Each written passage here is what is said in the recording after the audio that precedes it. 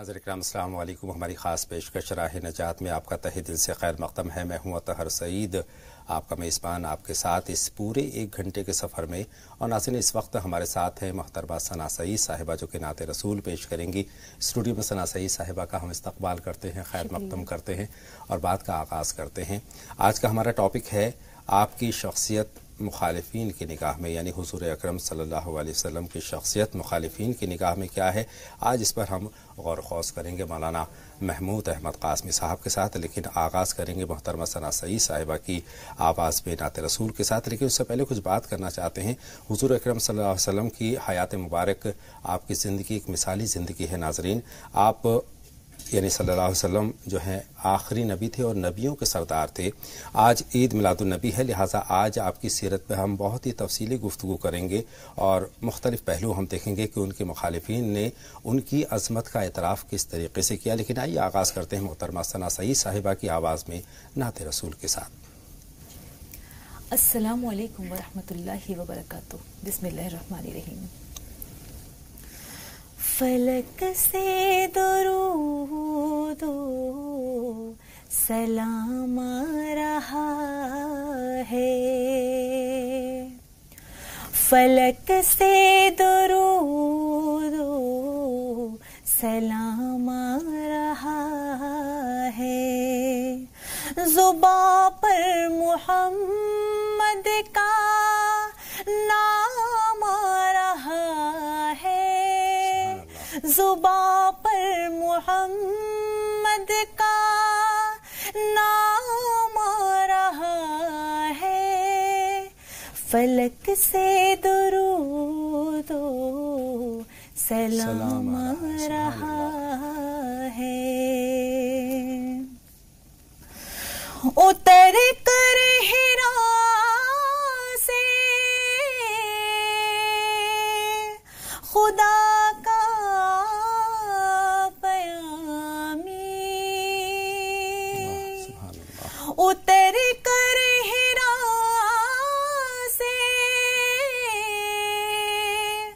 خدا کا پیامی، لیے زندگی کا قیام آ رہا ہے، زباں پر محمد کا نام آ رہا ہے، زباں پر محمد کا نام آ رہا ہے، فلک سے درود و سلام آ رہا ہے،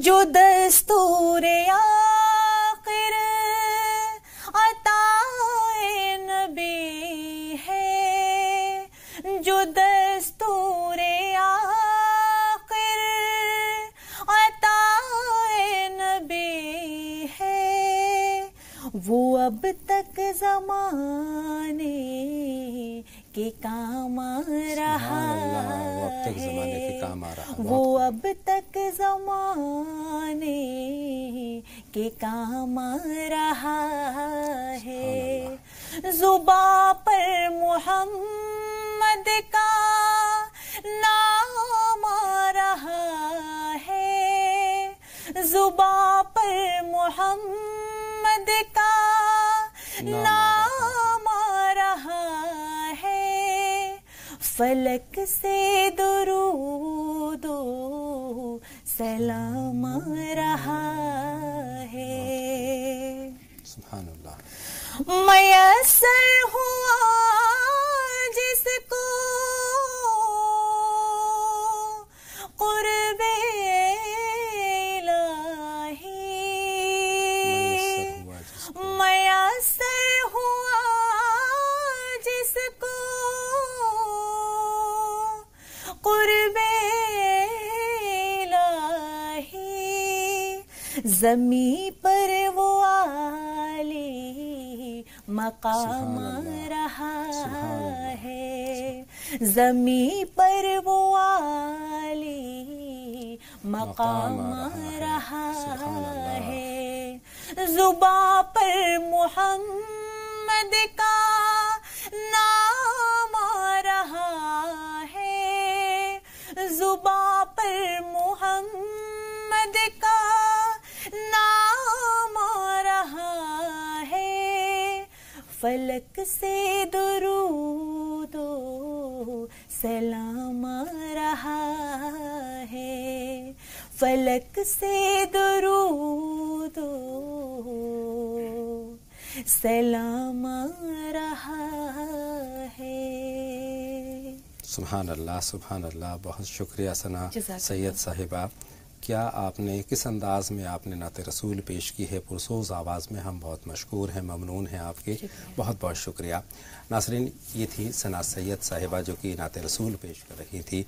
आज का जो शुमारा है, ख़ास तौर पर हम हुज़ूर अकरम सल्लल्लाहु अलैहि वसल्लम की सीरत बयान करने में हम मौलाना साहब से बातचीत करेंगे। और आज हमारे साथ जुड़ेंगे मौलाना महमूद अहमद क़ासमी साहब, जो कि नबी के बारे में मुख्तलिफ़ अंदाज में अपनी बातें बताएंगे, तारीख़ी बातें बयान करेंगे। उसमें मुखालिफिन की नज़र में आपकी अज़मत क्या थी, उस पर हम मौलाना साहब से गौर ख़ौस करेंगे। नाज़रीन, हुज़ूर अकरम सल्लल्लाहु अलैहि वसल्लम की शख्सियत के मुख्तलिफ़ पहलू हैं, बहैसियत नबी, बहैसियत इंसान, और इसके अलावा आपकी शख्सियत के और भी बहुत सारे पहलू हैं। और सही बात तो यह है कि आपकी अज़मत बयान करने में हमारी ज़बान जो है कासिर है, अल्फाज नहीं मिलते हैं। और आपके मुखालिफिन की नज़र में, आपके मुखालिफिन ने आपकी अज़मत को किस तरह से, आपकी अज़मत का एतराफ़ किया, इस पर मौलाना साहब से हम गौर व ख़ौस करेंगे। मौलाना साहब, आपका स्टूडियो में बहुत बहुत शुक्रिया है। मौलाना महमूद अहमद क़ासमी साहब स्टूडियो में तशरीफ़ फरमा है, आपका बहुत शुक्रिया। और अपनी बात का आगाज़ हम यहीं से करते हैं कि हुज़ूर अकरम सल्लल्लाहु अलैहि वसल्लम की अज़मत का एतराफ़ आपके मुखालिफिन ने किस अंदाज़ में किया, मौलाना साहब? अस्सलामु अलैकुम व रहमतुल्लाहि व बरकातुहू। अल्हम्दुलिल्लाहि वहदह वस्सलातु वस्सलामु अला मन ला नबिय्य बअदह। फ़क़ाल अलैहि अस्सलातु वस्सलाम अद्दबनी रब्बी फ़अहसन तअदीबी। वो अदाए दिल बरी है कि नवाए आशिकाना जी, वो अदाए दिल बरी है कि नवाए आशिकाना जी, जो दिलों को फतह कर ले वही फातिह ज़माना। सुभान अल्लाह, सुभान अल्लाह। कौमी असबियत और मजहबी असबियत से बालाए ताक़ होकर जी, जिन लोगों ने नबी अलैहिस्सलाम की सीरत और आपकी हयात तय्यबा का मुताला किया है, उन लोगों ने नबी अलैहिस्सलाम की अज़मत और आपकी शख्सियत का एतराफ़ किया है। बिलाशुबा जी, नबी अलैहिस्सलाम सिर्फ मुसलमानों के लिए रहमतुल लिल आलमीन नहीं है, जी, बल्कि पूरी कायनात इंसानी के लिए रहमतुल लिल आलमीन बना करके भेजे गए। बेशक एक मिसाल है। आपकी ज़िंदगी में इंसानियत नवाजी, अफ़्व दरगुज़र, शफ़क़त व मोहब्बत, ये बहुत ही नुमाया पहलू हैं। बिलाशुबा। और नबी अलैहिस्सलाम के साथ जो भी ज़्यादतियाँ हुई हैं, जो जुल्म व सितम आपके साथ में ढाए गए हैं, आपने किसी भी मौके पर अफ़्व दरगुज़र को, शफ़क़त व मोहब्बत को और इंसानियत की खैर ख्वाही को आपने फरामोश नहीं किया है, छोड़ा नहीं है। और ये सिर्फ आप ही की ज़ात तक महदूद नहीं रहा जी, बल्कि जो आपके जानिसार सहाबा थे, जो आप पर परवाना वार फरेफ्ता होने वाले थे, ये सारी सिफ़तें नबी अलैहिस्सलाम ने उनके अंदर वदियत फरमा रखी थी और उनके अंदर मोजज़न फरमा रखा था। आप पूरे तारीख़ इंसानी का मुताला कर लें जी, जी, तो हर दौर के अंदर नबी अलैहिस्सलाम से मुखालिफत के बावजूद भी, जी, चाहे वो मजहबी मुखालिफत हो, चाहे वो मकामी असबियत हो, उन तमाम असबियतों के बावजूद नबी अलैहिस्सलाम की अज़मत का और आपकी इंसानियत नवाजी का एतराफ़ किया गया। आपके ज़माने में देख लीजिए, अबू लहब हो या अबू जहल हो या उतबा हो, इन तमाम लोगों ने आपकी शख्सियत का एतराफ़ किया है।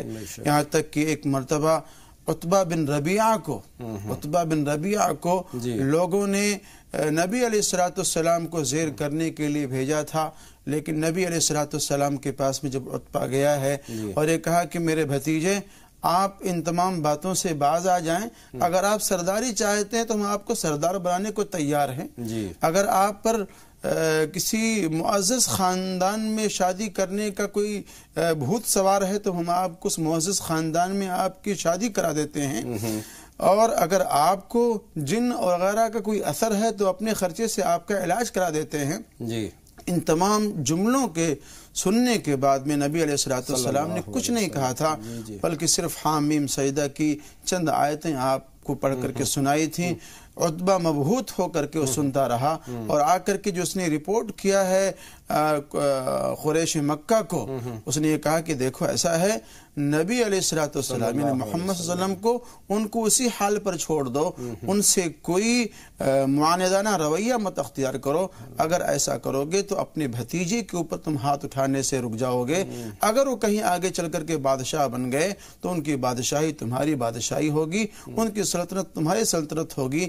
تو عتبہ جیسے کٹر لوگوں نے نبی علیہ الصلوۃ والسلام کی عظمت کا اعتراف کیا اس زمانے میں بھی، اور اس کے بعد کے دور میں سیدنا امیر معاویہ رضی اللہ تعالیٰ عنہ کے زمانے میں ایک عیسائی مورخ فلپ واچ، اس نے جو کوڈ کیا ہے نبی علیہ الصلوۃ والسلام کے بارے مسلمانوں کے بارے میں، اور یہ کہا ہے کہ امیر معاویہ رضی اللہ تعالیٰ عنہ کے زمانے میں مصر کے اندر تقریباً 2.5 لاکھ عیسائی تھے، لیکن آگے چل کر کے جو نصف صدی کا حصہ گزرا ہے، ہارون رشید کا جو زمانہ آیا ہے، اس ہارون رشید کے زمانے میں 2.5 لاکھ میں سے تقریباً آدھے لوگ مذہب اسلام کی تعلیمات سے، رواداری سے، سیکولرزم سے، عدل انصاف سے متاثر ہو کر کے وہ مذہب اسلام کے اندر داخل ہو گئے تھے. سبحان اللہ. مولانا صاحب، ہم نے ان چیزوں کو 2 حصوں میں بانٹنے کی کوشش کی ہے کہ آپ کے مخالفین نے آپ کی عظمت کا اعتراف کس انداز میں کیا. تو ہم نے 1400 برس یعنی نبی کے زمانے کی ہم نے بات کی.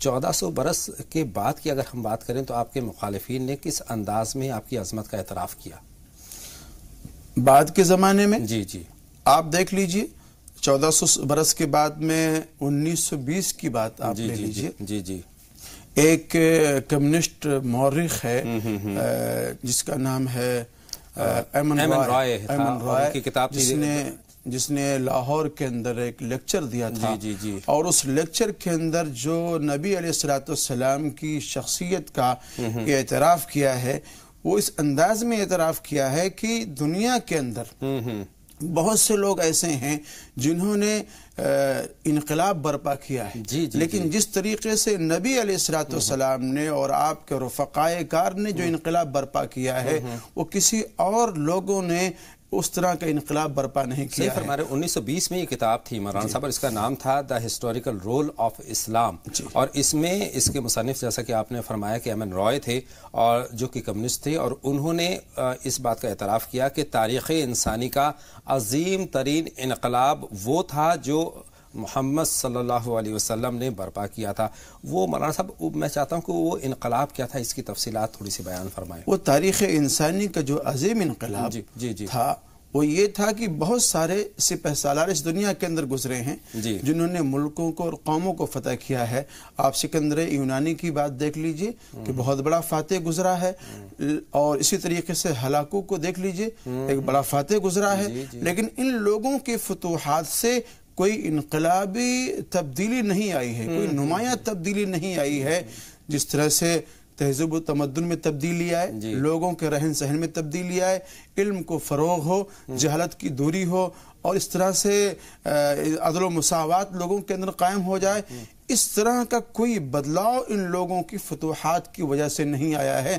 ہاں اگر آیا ہے تو آقائے نامدار محمد مصطفیٰ صلی اللہ علیہ وسلم کے اس تاریخ ساز انقلاب کی بنیاد پر، حضرت سیدنا صدیق اکبر رضی اللہ تعالیٰ عنہ کے دور میں، عمر فاروق کے دور میں، امیر معاویہ کے دور میں، عمر بن عاص کے دور میں، اگر آپ دیکھیں گے تو ان کی فتوحات سے جو انقلابات آئے ہیں، ان انقلابات کے اندر عدل و مساوات کا چرچا ہوا ہے، علم کو فروغ ہوا ہے، جہالت کی دوری ہوئی ہے، نیا تہذیب، نئی تمدن آیا ہے، اور انسانیت کو فروغ ملا ہے، خیر خواہی کا جذبہ لوگوں کے اندر پنپا ہے. یہ تاریخ انسانی کا سب سے بڑا انقلاب ہے جس کو ایمن رائے نے اپنے اس کتاب کے اندر کوڈ کیا اور لکھا ہے، اور یہ دنیا کا سب سے بڑا انقلاب. صحیح فرما رہے ہیں. اگر حضور اکرم صلی اللہ علیہ وسلم کی اگر عظمت کی بات کریں، ان کی سیرت کی بات کریں، تو ایک سپہ سالار کی شکل میں ان کی عظمت بالکل علیحدہ ہے، ایک شوہر کی شکل میں الگ ان کی عظمت نکل کر کے آتی ہے، ایک سماجی کارکن کی اگر نظر سے دیکھیں تو بہتر سماج کی تشکیل دینے میں آپ کے جو نمایاں کارنامے ہیں وہ ہمارے سامنے ہیں. آپ کی طرز زندگی ہم سب کے لیے ایک مثالی زندگی رہی ہے. مولانا صاحب اپنی بات کو سلسلے آگے بڑھاتے ہیں. میں آپ سے یہ جاننا چاہتا ہوں کہ اس انقلاب کے نتیجے میں کس طرح کا معاشرہ وجود میں آیا؟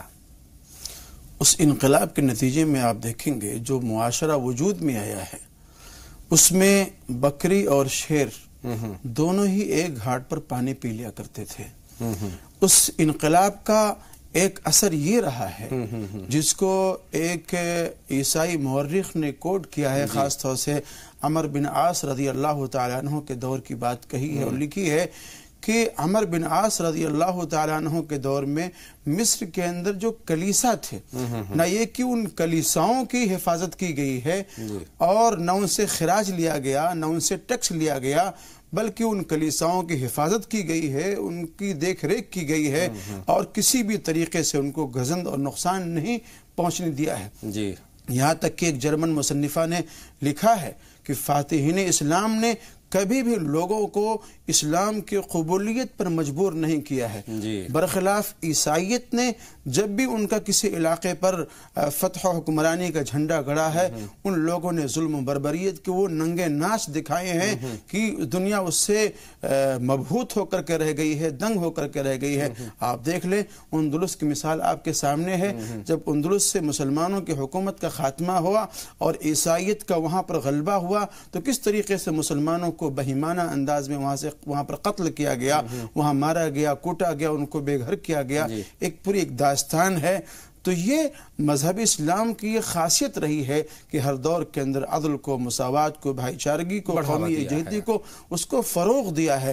اس کے بانی اسلام نے خود اور آپ کے متبعین نے اور آپ کے چاہنے والوں نے اور مذہب اسلام کے جو حکمراں تھے، جو بادشاہ تھے، ان لوگوں نے اس کا خیال کیا. محبت کی بات کہی ہے مختصر. یہ مولانا صاحب ہم نے 1920 کی بات کی جب ہم نے ایمن رائے کی کتاب کا ذکر کیا. اب ہم بات کریں گے 1980 کی. 1980 میں ایک اور کتاب آئی اور یہ کتاب امریکہ میں آئی اور اس کتاب کا جو لکھنے والے تھے مائیکل ہارٹ تھے. یہ تصنیف تھی دا 100 a selection and gradation of the 100 most influential personalities of human history, یعنی پورے تاریخ کے جو 100 چنندہ شخصیات تھی ان پر مبنی یہ کتاب لکھی مائیکل ہارٹ نے. اور اس کتاب میں پوری تاریخ انسانی کا انہوں نے جائزہ لیا اور جائزہ لینے کے بعد حضور اکرم صلی اللہ علیہ وسلم کو انہوں نے ٹاپ آف دا لسٹ رکھا ہے. مولانا صاحب اس پر آپ کی بات چاہتا ہوں کہ حضور اکرم صلی اللہ علیہ وسلم میں وہ کون سی خوبیاں تھیں کہ وہ ان کے جو مخالفین تھے وہ بھی اس بات کا اعتراف کرنے پر مجبور تھے. یہ مائیکل ہارٹ کی جو یہ تصنیف ہے وہ جو 1980 کے اندر آئی اس میں مائیکل ہارٹ نے جن شخصیات کو وہاں پر نمایاں کیا ہے اور اجاگر کیا ہے، سب سے اول فہرست میں نبی پاک محمد مصطفیٰ صلی اللہ علیہ وسلم کو رکھا ہے، سیکنڈ نمبر پہ نیوٹن کو رکھا ہے، تھرڈ نمبر پہ عیسیٰ علیہ السلام کو رکھا ہے، 50ویں نمبر پر جا کر کے عمر فاروق رضی اللہ تعالیٰ عنہ کو اس نے جگہ دی ہے. اور اس شخص نے مائیکل ہارٹ نے جو یہ تصنیف کی ہے اور 100 شخصیات کو جو جمع کیا ہے، اور ایسی شخصیات کو جمع کیا ہے جنہوں نے متاثر کیا ہے معاشرے کو، اس میں ہر شخصیت کے اس میں 2 پہلو کو اس نے اجاگر کیا ہے. اور ظاہر سی بات ہے آپ کسی بھی شخص کو دیکھ لیں اس کے دونوں پہلو اور دونوں سمت بلند و بالا نہیں ہوتے ہیں. اگر ایک اس کی سمت بلند و بالا ہوگی تو دوسری سمت اس کی زیر ہوگی، نیچے ہوگی. آپ دیکھ لیجئے عیسیٰ علیہ السلام کو، ایسے ہی مہاتما گوتم بدھ کو، ان دونوں کی شخصیات کو اگر آپ دیکھیں گے تو ان کے اندر روحانیت تو ملتی ہے، ان کے اندر روحانیت تو ملتی ہے لیکن سیاسی ان کی کوئی زندگی نہیں ہے. یعنی ایک پہلو ملتا ہے، دوسرا پہلو بالکل زیرو ہے. ایک پہلو بہت بلند بالا ہے اور دوسرا پہلو بالکل زیرو ہے. عیسیٰ علیہ السلام ہے، مہاتما گوتم بدھ ہے، ان کی جو زندگیاں ہیں روحانی زندگی، سماجی ہاں. لیکن اگر آپ سیاسی پہلو دیکھیں گے اور اسی طریقے سے سیکولرزم کی باتیں اگر آپ دیکھیں گے تو ان کے اندر کوئی اس طرح کا نمونہ نہیں ملے گا آپ کو. ایسے ہی آپ دیکھ لیجئے سکندر اعظم کو، ہلاکو وغیرہ کو، تو آپ کو ان کے اندر دوسرا پہلو ملے گا کہ ان کے اندر سیاست ہے اور قوموں کو فتح کرنے کا مسئلہ ہے، ملکوں کو فتح کرنے کا مسئلہ ہے، اپنی فوجی بالادستی قائم کرنے کا مسئلہ ہے، لیکن ان کے اندر روحانیت نہیں ملے گی، توازن نہیں ہے۔ لیکن آقا نامدار تاجدار بطحا محمد مصطفیٰ صلی اللہ علیہ وسلم کے بارے میں بلا شبہ یہ کہنا پڑے گا اور بماگ دہل کہنا پڑے گا کہ آپ کی جو روحانی زندگی ہے اور آپ کی سیاسی زندگی ہے وہ بالکل متوازن ہے، بالکل برابر ہے، کہیں جھول نہیں ہے، کہیں لچک نہیں ہے۔ اگر آپ دیکھیں گے ہمارے نبی کی روحانی زندگی کو، اس میں بھی آپ ان کو ٹاپ موسٹ پائیں گے۔ اگر آپ ہمارے نبی کی سیکولرزم والی زندگی کو دیکھیں گے، سیاسی زندگی کو دیکھیں گے، تو آپ ان کو اول مقام پر پائیں گے۔ بہت مختصر میں اس پر آپ کا اس کی وضاحت چاہوں گا۔ مائیکل ہارٹ نے اپنی جو کتاب لکھی تھی اس میں حضور اکرم صلی اللہ علیہ وسلم کے بارے میں انہوں نے جو لکھا تھا وہ یہ تھا کہ this because he is the only person supremely successful in both the religion, the religious and the secular fields۔ بہت اہم بات ہے، اس کی وضاحت میں چاہتا ہوں۔ انہوں نے کہا کہ نہ صرف مذہبی اعتبار سے بلکہ انہوں نے کہا کہ سیکولر میدان میں بھی یکساں پایا انہوں نے اور بہت عظیم پایا۔ دیکھیں مائیکل ہارٹ نے خود کوشچن کیا ہے، خود کوشچن کیا ہے کہ ہم نے اول مقام پر نبی علیہ السلام کو کیوں رکھا ہے۔ اس نے اس کا خود جواب دیا ہے اور جواب میں کہا ہے کہ نبی علیہ السلام کو ہم نے سیکولرزم کے اندر اور ایسی ہی سماجی اعتبار سے اور روحانی اعتبار سے، دونوں اعتبار سے ہم نے نبی علیہ السلام کو بالکل متوازن اور برابر پایا ہے، اور ان کا کوئی ہم پلہ ہمیں دور تک نظر نہیں آتا ہے۔ اس بنیاد پر مائیکل ہارٹ نے نبی علیہ السلام کو اول درجہ دینے پر وہ شخص مجبور ہوا۔ بے شک آپ کے مخالفین نے بھی آپ کی عظمت کا اعتراف کیا ہے۔ حضور اکرم صلی اللہ علیہ وسلم نے ایک توازن والی زندگی کا تصور کیا اور ماشاءاللہ سے وہ ہے بھی۔ آپ کی عظمت بیان کرنے میں یہ الفاظ قاصر ہیں مولانا صاحب، رات گزر جائے گی، دن گزر جائے گا، بہت وقت ہے، لیکن آج فی الحال ہم اپنے کالرز کی طرف رجوع کر رہے ہیں۔ انشاءاللہ تعالی بات چیت کا سلسلہ آج بھی یہاں سے سیرت النبی پر ہم جوڑیں گے۔ سالار صاحب ہماری فون لائن پر ہیں موجود اور اس کے بعد حشمت صاحب سے ہم بات کریں گے۔ سالار صاحب خیر مقدم، آپ کا سوال پوچھیں۔ السلام علیکم۔ خیر مقدم آپ کا۔ وعلیکم السلام سالار صاحب۔ جی سر، سب سے پہلے تو عید میلاد النبی کی طور سے اور سب پوری دنیا کو اور جی سلام کی پوری ٹیم کو عید نبی کا مبارک ہو۔ اور میری خواہش ہے کہ ٹوٹل جتنے بھی لوگ سن رہے ہیں دیکھ رہے ہیں، اللہ ان کو سب کو ہمارے نبی کی طفیل میں جو ہے تو جنت نصیب فرمائے۔ دوسرا سوال یہ ہے سر کہ جیسے میں نے سنا تھا کہ حضور کو بھی جادو کیا گیا تھا، کیا ہم کو بھی جادو ہو سکتا ہے؟ اور دوسری بات یہ، جادو ہو سکتا ہے تو ہم اپنا علاج ہم خود کیسے کریں؟ ٹھیک ہے، بہت شکریہ کال کرنے کے لیے سالار صاحب۔ حشمت صاحب خیر مقدم آپ کا سوال پوچھیں۔ السلام علیکم۔ وعلیکم السلام ورحمۃ اللہ وبرکاتہ۔ آپ لوگ تمام انسانیت کو مبارک، آپ سبھی لوگوں کو۔ اور میرا سوال یہ تھا کہ کل ایک بھائی نے پوچھا تھا حضرت سے کہ کیا میں امام کے پیچھے سورہ فاتحہ پڑھ سکتا ہوں؟ تو انہوں نے کہا کہ نہیں، لیکن میں نے ایک کتاب دیکھا جس کا نام ہے نماز نبوی، اس میں نبی صلی اللہ علیہ وسلم فرما رہے ہیں جو آدمی امام کے پیچھے اگر سورہ فاتحہ نہیں پڑھا اس کی نماز نہیں ہوگی۔ بہت شکریہ مولانا صاحب سے اس کی وضاحت چاہیں گے، لیکن سالار صاحب کے اس سوال کے ساتھ مولانا صاحب جادو کے تعلق سے ان کا سوال آپ کے سپرد ہے، اس پر آپ کی رہنمائی۔ جادو کے تعلق سے انہوں نے کہا کہ جادو کا کیا ہم خود علاج کر سکتے ہیں، اور جادو کی حقیقت کے بارے میں جاننا چاہا ہے۔ دیکھیں نبی علیہ السلام پر ایک یہودی ہے جس کا نام لبید ہے، اس نے جادو کیا تھا کچھ منتر وغیرہ پڑھ کر کے، اور تانت تھا اس پہ گرہیں لگائی تھی 7 اور گرہ لگا کر کے کنویں میں اس کو دفن کر دیا تھا۔ اس جادو کے اثرات نبی علیہ السلام پر مرتب ہوئے، آپ کا چہرہ زرد ہونے لگا، نقاہت و کمزوری آنے لگی۔ جبریل امین تشریف لائے اور آ کر کے آپ کو بتلایا کہ اللہ کے رسول آپ پر فلاں شخص نے جادو کیا ہے، اور جس چیز پر جادو کیا ہے وہ فلاں کنویں کے اندر دفن ہے۔ اللہ کے رسول نے علی رضی اللہ تعالیٰ عنہ کو وہاں بھیجا ہے اور بھیج کر کے اس سامان کو نکلوایا وہاں سے۔ جبریل امین نے کہا کہ جیسے جیسے میں پڑھ رہا ہوں میرے پیچھے پیچھے آپ پڑھتے جائیں، یہ جادو کا اثر آپ سے زائل ہو جائے گا۔ تو سورہ فلق اور سورہ اخلاص یہ جبریل امین پڑھتے گئے، گرہیں کھلتی گئیں اور آپ پیچھے پیچھے پڑھتے گئے اور جادو کے اثرات آپ سے ختم ہوئے۔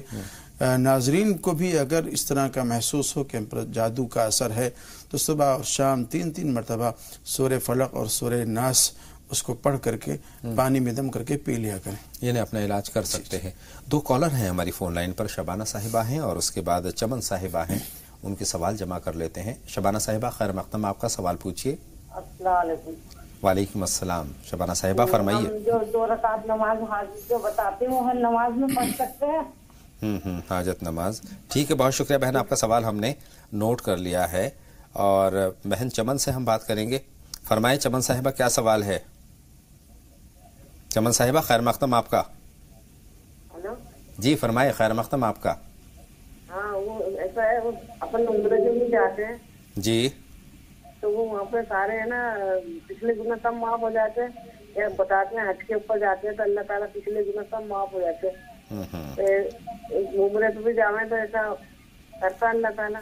ٹھیک ہے بہن چمن صاحبہ، ہم مولانا صاحب سے اس سوال کا جواب چاہیں گے، لیکن اس سے پہلے مولانا صاحب ایک سوال اور میرے پاس جمع ہے حشمت صاحب کا، امام کے پیچھے سورہ فاتحہ کے تعلق سے جو سوال ہے۔ جی کل اس طرح کا ایک سوال آیا تھا جی کہ امام کے پیچھے سورہ فاتحہ پڑھنا چاہیے کہ نہیں پڑھنا چاہیے۔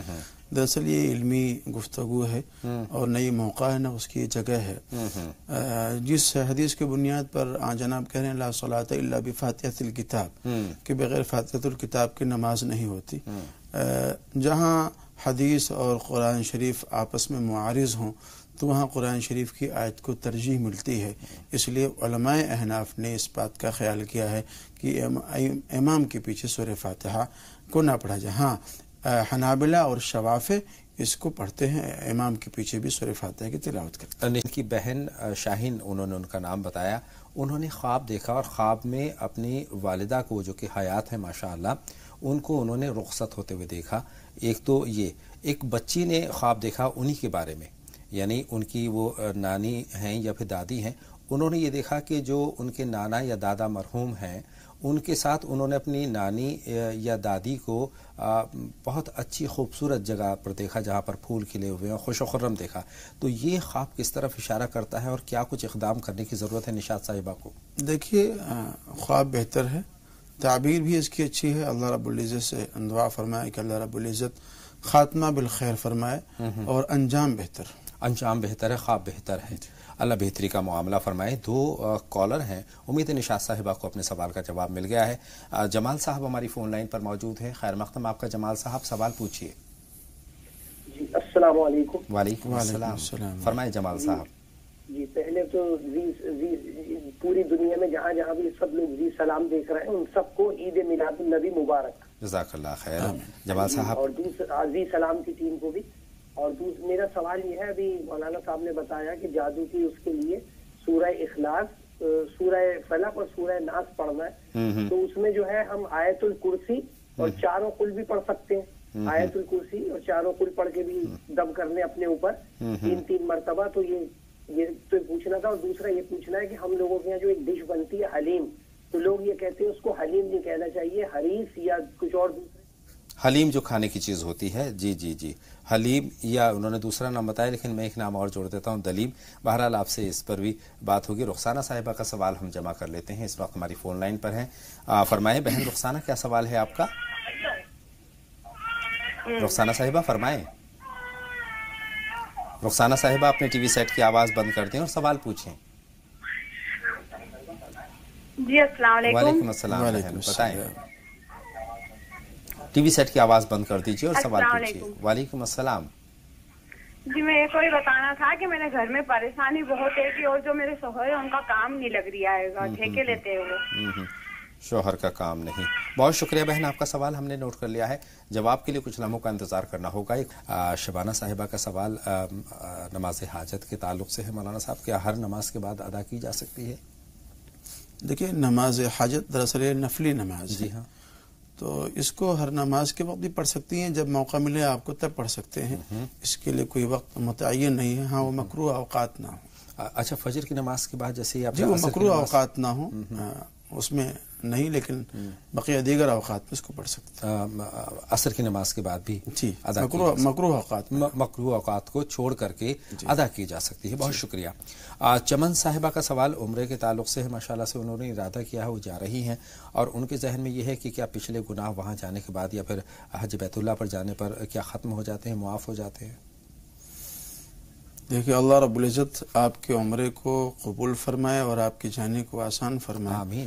خلوص نیت کے ساتھ میں آپ جائیں. جی. اور خانہ کعبہ اور خاص طور سے حجر اسود میں اللہ رب العزت نے خاصیت رکھی ہے کہ اس کے استلام کے وقت میں حجر اسود اس بندے کے گناہوں کو اپنے اندر جذب کر لیتا ہے، کھینچ لیتا ہے، تو گناہوں سے پاک و صاف ہو جاتا ہے اور گناہوں سے پاک و صاف ہو کر کے آتا ہے. اور اس شخص کو ایک عہد اور میثاق کر لینا چاہیے کہ میں کبائر سے، محرمات سے، گناہوں سے آگے بچ کر کے زندگی گزارنی، یعنی توبہ کر لے، نادم ہو جائے اور جو آگے مستقبل میں گناہوں سے بالکل گریز کرے. بہت شکریہ. 2 کالر ہیں، سلمہ صاحبہ ہیں اور منور ہیں اس وقت ہماری فون لائن پر. سلمہ صاحبہ خیر مقدم، آپ کا سوال پوچھیے. السلام علیکم. وعلیکم السلام. یہ ہماری نندے تو ان کے لڑکے کا ڈیورس ہو چکا ہے، 2.5 سال ہو گئے، جو کورٹ کے ذریعے ہوا تھا ان کا ڈیورس، تو ہم انہیں لانا چاہتے ہیں، تو آپ کی کیا رائے ہے؟ نہیں، کس کو لانا چاہتے ہیں؟ کس کو لانا چاہتے ہیں؟ ان کی لڑکی کو، جس کو کورٹ کے ذریعے دیا تھا ان کو، جس سے طلاق ہو ڈیورس ہو چکا. کیا سوال سن لیجئے، اس کا جواب دے دیجئے. جن کا طلاق ہو چکا ہے ان کو لانا چاہتے ہیں دوبارہ سے؟ ہاں، میرا کورٹ کے ذریعے ہوا تھا ان کا ڈیورس. جی. زبانی نہیں ہوا ہے؟ نہیں، زبانی نہیں ہوا ہے. اب بات ہم تک پہنچی ہے. منور صاحب آپ فرمائیں، آپ کا کیا سوال ہے؟ منور صاحب خیر مقدم، آپ کا سوال پوچھیں. السلام علیکم. وعلیکم السلام. ٹی وی کی آواز بند کر دیجئے. جی فرمائیں. جی، ہمیں کیا ہے 1.5 سال سے کاروبار کرنا سوچ رہے ہیں ہمیں. ہلو. جی ہم آپ کو سن پا رہے ہیں.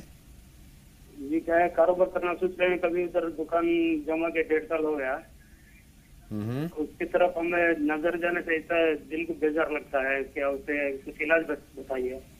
سوال آپ تک پہنچ رہا ہے مولانا محمود صاحب. کاروبار کے بارے میں کچھ کہہ رہے ہیں. کاروبار میں کاروبار کی پریشانی کے تعلق سے جو مفہوم ہم تک پہنچا وہ یہی ہے، تو اس کے لیے کیا، اس کی بہتری کے لیے کیا کچھ اقدام کرنے چاہیے؟ کاروبار کے تعلق سے اگر کر سکیں جی تو اللہ الصمد 1000 مرتبہ پڑھیں. اللہ الصمد. ہاں، اللہ الصمد 1000 مرتبہ پڑھیں، انشاءاللہ العزیز فائدہ ہوگا. روزانہ پڑھیں انشاءاللہ تعالی، روزانہ اس کا ورد کریں. سلمہ صاحبہ کا سوال آپ کے پاس ہے کہ انہوں نے جو رشتہ بتایا ہے تو نند کے لڑکے کا طلاق ہو گیا ہے، لیکن وہ کورٹ کے ذریعے ہوا ہے، اسلامی طریقے سے نہیں ہوا ہے، شرعی طریقے سے نہیں ہوا ہے. اب وہ واپس لانے کی متمنی ہے، کیا لا سکتے ہیں؟ دیکھیے، لا سکتے ہیں، لیکن اس میں بہتر یہ ہے کہ جو مقامی علماء ہیں جو اس کے بارے میں صحیح سمجھ رکھتے ہیں، اس کنڈیشن کو آپ ان کو دکھا لیں، ان سے سمجھ لیں. چونکہ بات پوری واضح نہیں ہو پائی ہے ان کے ہم لوگوں پر، تو اس کو بہت ہی کلیئر کوئی کہنا اچھی بات نہیں ہے. مقامی علماء سے وہاں پہ رجوع کر لیں، ان سے سمجھ لیں کہ اس کیا نوعیت ہے، پوری نوعیت بیان کرنا، اس کے بعد پھر اپنا فیصلہ کر لیں. اور اچھی بات ہے اگر رجوع کر لیتے ہیں اور گھر واپس آ جاتے ہیں، گھر بس جاتا ہے تو بہت اچھی بات. صحیح بات ہے، بہتر ہے. محمد عباس صاحب کا سوال لیتے ہیں، اس وقت ہماری فون لائن پر ہیں. محمد عباس صاحب خیر مقدم، آپ کا سوال پوچھیے. السلام علیکم. وعلیکم السلام. میرا سوال ذرا اہم پوچھنا ہے کہ جب آپ صلی اللہ علیہ وسلم ہجرت کر کے گئے تھے، ہجرت کے لیے گئے تھے وہ آسما، تو جب ان کی عمر کیا تھی، اور جب مدینہ گئے تو پھر وہ وقت کیا تھا، اور پھر بیوی بچے کا کیا ہوا؟ سر بیوی بچے ساتھ میں گئے تھے یا اکیلے گئے تھے؟ بہت شکریہ. جی مولانا صاحب. دیکھیے، نبی علیہ السلام کی جو عمر ہے، جی 40 سال کی عمر میں آپ کو نبوت ملی ہے، اور تقریباً یہ 50 سال کی عمر میں آپ یہاں سے تشریف لے گئے. بی بی خدیجہ کا انتقال ہو چکا تھا. جی حضرت سودا رضی اللہ تعالیٰ عنہ جو پکی عمر کی عورت تھی، بیوہ خاتون تھی، آپ نے ان سے نکاح کیا تھا. اور ایسے ہی حضرت عائشہ صدیقہ رضی اللہ تعالیٰ عنہ، ان سے آپ نے نکاح کیا تھا. یہ 2 ازواج مطہرات آپ کے عقد میں اس وقت میں موجود تھی. بہت شکریہ. اب جمال صاحب کے سوال کی طرف آتے ہیں، جو انہوں نے جادو کے تعلق سے کہا ہے کہ آیت الکرسی کا اہتمام وہ کر سکتے ہیں، اور 4 قل پڑھ کر کے کیا وہ دم کر سکتے ہیں؟ دیکھیے چاروں قل بھی پڑھ سکتے ہیں اور آیت الکرسی کو بھی اس میں ملا سکتے ہیں، لیکن جبریل امین کے ذریعہ جس جادو کا علاج کیا گیا تھا وہ سورہ فلق اور سورہ ناس کے ذریعہ کیا تھا۔ اگر آپ اس میں سورہ کافرون اور سورہ اخلاص بھی پڑھ لیتے ہیں اور آیت الکرسی یا سورہ فاتحہ پڑھ لیتے ہیں تو مزید بنا اور فوائد اس کے ہوں گے، اس میں نقصان اور حرج کچھ نہیں۔ اچھا، انہوں نے دلیم اور حلیم کی بات کہی ہے، تو میرے خیال سے دلیم مناسب صحیح؟ دیکھیے یہ علاقوں کے اپنی اپنی زبانیں ہیں جی، علاقوں کی اپنی اپنی زبانیں ہیں۔ ہمارے علاقے میں اس کو کچھ اور بولتے ہیں اور آپ کے علاقے میں کچھ اور بولتے ہیں۔ اب واضح لغت نے جب حلیم کا لفظ استعمال کیا تھا اس چیز کے لیے تو کیوں کیا تھا، یا دلیم یا دلیب کا جو لفظ استعمال کیا تھا کیوں کیا تھا؟ میرا جہاں تک خیال ہے اس میں جو کہ دلیا وغیرہ ڈالی جاتی ہے اس لیے دلیم جاتا ہے۔ حلیم شاید اس لیے کہتے ہوں گے کہ اس میں جو چیزیں ڈالی جاتی ہیں، گیہوں وغیرہ اور ساری چیزیں وہ باریک کر کے کوٹ کے ڈالی جاتی ہیں اور وہ حلیم التبا ہو چکی ہوتی ہیں، تو اس لیے شاید بولتے ہوں گے اس کو حلیم۔ آئیے کالر سے بات کرتے ہیں۔ سائرہ صاحبہ ہماری فون لائن پر ہیں اس وقت اپنے سوال کے ساتھ۔ فرمائیں سائرہ صاحبہ، کیا جاننا چاہتی ہیں؟ تو آپ سب لوگوں کو، اسلام کی ٹیم کو، سب کو عید المیلاد النبی کی مبارکباد۔ جزاک اللہ بہن، بہت شکریہ۔ جی میرے دو سوال ہے۔ پہلا سوال تو یہ کہ گھر کے اندر ایک چھپکلی آ گئی ہے، اس کے اندر ہے اس کی 2 پوچھیں ہیں، تو وہ کیسی ہے؟ گھر کے اندر دوسرا سوال میرا یہ کہ کچھ مسلمان ایسے ہیں جن کو آقا صلی اللہ علیہ وسلم کا نام مبارک آتا ہے تو درود پاک پڑھنا چاہیے، وہ درود پاک وہ جانتے ہی نہیں کہ بھیجنا چاہیے کہ نہیں، ان کو کچھ پتہ ہی نہیں ہے، تو ان کے گھر ہم جائیں تو ان کے گھر پہ کھا پی سکتے ہیں کہ نہیں؟ بہت شکریہ بہن، آپ کے دونوں سوال ہم نے جمع کر لیے ہیں سائرہ صاحبہ۔ مختار صاحب سے بات کریں گے، ہماری فون لائن پر ہیں۔ خیر مقدم آپ کا مختار صاحب۔ السلام علیکم۔ وعلیکم السلام، فرمائیں۔ یہ میرا سوال یہ ایسا تھا کہ جس کا ایکسیڈنٹ میں انتقال ہوتا ہے وہ شہید کہلاتا ہے کیا؟ جی، جس کا ایکسیڈنٹ میں انتقال ہوتا ہے، ایکسیڈنٹ میں جس کا انتقال ہوتا ہے وہ شہید کہلاتا ہے؟ ٹھیک ہے، شہید کا درجہ ملتا ہے نہیں۔ مولانا صاحب سے اس پر رہنمائی حاصل کریں گے۔ طاہرہ صاحبہ کے سوال کے ساتھ شروع کرتے ہیں۔ 2 پونچھ والی چھپکلی کا جو ذکر کیا ہے مولانا صاحب، اس کے بارے میں کیا؟ دیکھیے وہ اللہ کی ایک مخلوق ہے، اب پیدائش میں اللہ نے اس کو 2 پوچھیں دے دی ہیں، تو اس میں ایسا نہیں کہ وہ اس کو ہم منحوس کہیں یا کچھ اور کہیں، چھپکلی تو چھپکلی ہے اور حشرات الارض میں سے ہے، کوئی حرج نہیں ہے، اسے ڈرنے کی یا خوف کرنے کی کوئی ضرورت نہیں ہے۔ دوسرا درود پاک کے تعلق سے ہے، انہوں نے کہا حضور اکرم صلی اللہ علیہ وسلم کے نام کے ساتھ جو درود پاک نہیں پڑھتے، کیا ان کے گھر کا کھانا ہم کھا سکتے ہیں؟ نہیں۔ دیکھیے بڑی ناانصافی کی بات ہے کہ جب بھی آپ کا نام نامی اسم گرامی آئے تو کم سے کم صلی اللہ علیہ وسلم کہنا چاہیے۔ زندگی میں ایک مرتبہ آپ پر درود و سلام کی ڈالی بھیجنا یہ واجبات میں سے علماء نے لکھا ہے، اور جتنی مرتبہ مجلس میں یا کہیں آئے آپ کا ذکر ہو اتنی مرتبہ آپ درود پاک بھیجنا یہ مسنون اور مستحب لکھا ہے، اس سے رفع درجات اور ترقی درجات ہوا کرتا ہے۔ اور جو نہیں بھیجتے ہیں درود ان کو سمجھانا چاہیے، لیکن ان کا بائیکاٹ کر دیں کہ آپ ان کے کھانا نہ کھائیں اور پانی نہ پئیں، یہ مناسب بات نہیں۔ بہت شکریہ۔ مشتری صاحبہ کا سوال جمع کرتے ہیں، ہماری فون لائن پر ہیں۔ خیر مقدم آپ کا مشتری صاحبہ، سوال پوچھیے۔ السلام علیکم۔ وعلیکم السلام ورحمۃ اللہ۔ فرمائیں بہن۔ آپ کا پروگرام مجھے بہت اچھا لگتا ہے، روز سنتی ہوں میں آپ کو بہت پابندی کے ساتھ، اور روز بھی فون لگاتی بھی ہوں، لیکن بہت شکریہ بہن۔ ہاں کئی مرتبہ بہت سارے کالر اس کا۔ جی، میری ایک لڑکی ہے، 2 سال ہو گئے اس کی شادی کو، سسرال والے بہت زیادہ پریشان کرتے ہیں اس کو، اور وہ مارتے پیٹتے بھی ہیں اور صحیح سے رکھتے ہیں، اس کے مطلب کوئی بچہ بھی نہیں ہوا ہے، اس کے لیے کچھ دعا کیجیے اور دعا بھی بتا دیجیے۔ بہت شکریہ، اللہ بہتری کا معاملہ فرمائے۔ ہم تو یہی دعا کرتے ہیں مولانا صاحب، آپ رہنمائی فرمائیں تفصیلی بہن کی کیا کچھ کرنے کی ضرورت ہے۔ اولاد کے لیے تو بہتر یہ ہے رب حب لی من الصالحین، اس کو کثرت سے پڑھیں۔ جی جی۔ اور یا باریو یا مصورو ایک خاص وظیفہ ہے، 7 دن کا ہے یہ وظیفہ، 7 دن روزے رکھیں اور پانی سے افطار کریں، اور جن دنوں میں روزہ رکھیں اس کو تقریباً 1000 مرتبہ یا باریو یا مصورو یا باریو یا مصورو اس کو پڑھیں، انشاءاللہ فائدہ ہوگا۔ اور رہی بات شوہر بیوی کے جو معاملات ہیں، اس کے لیے شوہر کو اپنا مطیع و فرما بردار بنانے کے لیے لفظ یا واجدو 111 مرتبہ پڑھیں اور پانی میں دم کر کے ان کو پلائیں۔ بہت شکریہ. الطاف صاحب کا سوال ہم شامل کرتے ہیں, ہماری فون لائن پر ہیں. فرمائیں الطاف صاحب, کیا سوال ہے؟ السلام علیکم. وعلیکم السلام. فرمائیں. میرا وہ ایک 4 سال کا بچہ ہے. 4 سال کا بچہ جو بہت چیڑا کرتا ہے, ایک بات نہیں سنتا, بہت چیڑے سے آتا ہر ایک بات میں, اور بہت ستاتا کر رہی ہے. بہت شکریہ. اب مجھے لگتا ہے کہ آپ کی عمر بھی بہت زیادہ نہیں ہے مولانا صاحب, لیکن اور چھوٹے بچے کی بات کر رہے ہیں, وہ شرارت کرتا ہے تو اس سے دیکھیے بچوں کا مزاج ہی شرارت ہے. بچے نہیں شرارت کریں گے تو بڑے تھوڑی کریں گے. ایک مرتبہ کسی بزرگ کے پاس میں انہوں نے کہا کوئی بچہ لے کر کے آؤ. اب وہ بچے کو لوگوں نے سمجھا بجھا کر کے ان کے پاس میں پہنچا دیا. اب وہ جا کے چپ چاپ گم سم بیٹھا رہا حضرت کے سامنے. حضرت نے کہا بھائی ہم نے کہا کہ بچہ لے کر کے آؤ, ہم نے بڈھا لانے کے لیے نہیں کہا ہوا ہے آپ کو. اور ایسے پھر بھی آپ 200 مرتبہ یا برو اس کو پڑھ کر کے پانی میں دم کرے, اس بچے کو پلائیں. انشاءاللہ العزیز وہ بچہ مطیع و فرما بردار بھی ہوگا اور شرارت بھی نہیں کرے گا انشاءاللہ تعالی.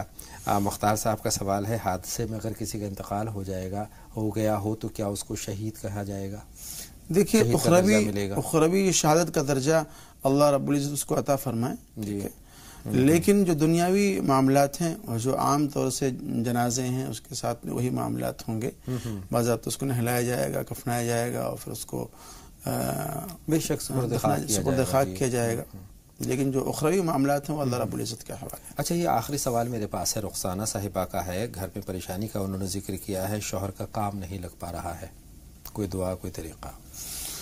133 مرتبہ یا لطیفو پڑھیں اور 1000 مرتبہ اللہ الصمد پڑھیں, اور ساتھ میں اس بات کا بھی دھیان رہے کہ نماز کی پابندی بہت ضروری ہے, اور روزانہ بعد نماز عصر 100 مرتبہ نبی پاک محمد مصطفیٰ صلی اللہ علیہ وسلم پر درود و سلام کی ڈالی بھیج دیا کریں. بہت بہت شکریہ مولانا صاحب, میری اور تمام ناظرین کی رہنمائی فرمانے کے لیے. آپ نے نماز کا ذکر کیا, ہم چلتے چلتے یہی کہنا چاہتے ہیں کہ نماز ترک نہ کریں کسی بھی حالت میں. نماز جو ہے ہمیں بہتری کی طرف لے جاتی ہے. انشاءاللہ تعالیٰ کل کی ملاقات میں سیرت النبی کے کچھ اور پہلوؤں پر آپ سے گفتگو ہوگی. فی الحال بہت بہت شکریہ. تو ناظرین, راہ نجات میں مجھے یعنی اطہر کو اجازت دیں, لیکن